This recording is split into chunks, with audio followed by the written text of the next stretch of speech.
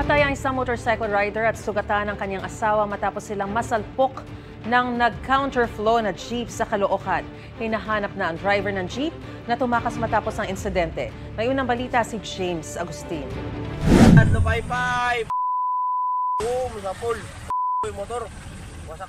Biglang nag-counterflow ang isang umaharurot at pagewang-gewang na jeep sa FS Samano Road sa Camarin, Caloocan City nung Sabado.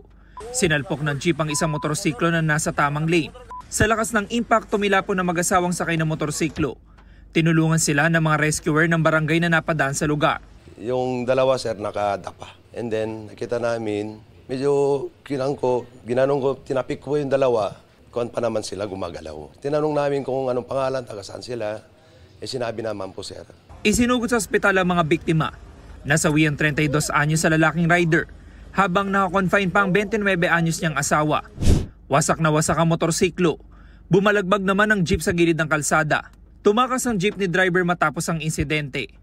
Ayon sa mga kaanak ng mga biktima, ihahatid lang sana sa trabaho ng rider ang kanyang misis. Naulila ng rider hindi lang ang kanyang asawa, maging ang dalawang anak na babae na 13 at 4 taong gulang. Na ganun. Para sa akin po, napakasakit po sa akin. Parang hindi ko matanggap na ganun ang nangyari sa anak ko. Mahirap po kasi unang-una po maliliit pa sila. Tapos siyempre walang sa kanila, maghahanap buhay. Dahil diyan sa sa nangyari po diyan. Ang babaeng biktima nananatili sa ospital at kailangan sumailalim sa 2 pang operasyon. Kailangan pa niyang operahan sa may left arm niya, tapos yung sa may balakang kasi bali din.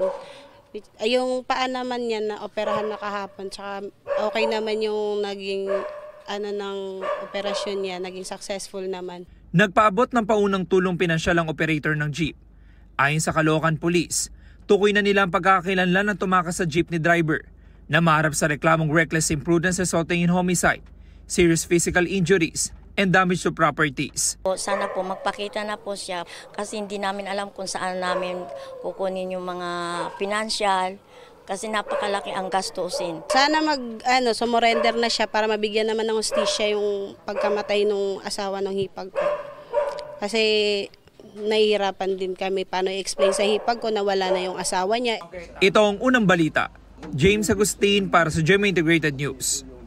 Gusto mo bang mauna sa mga balita?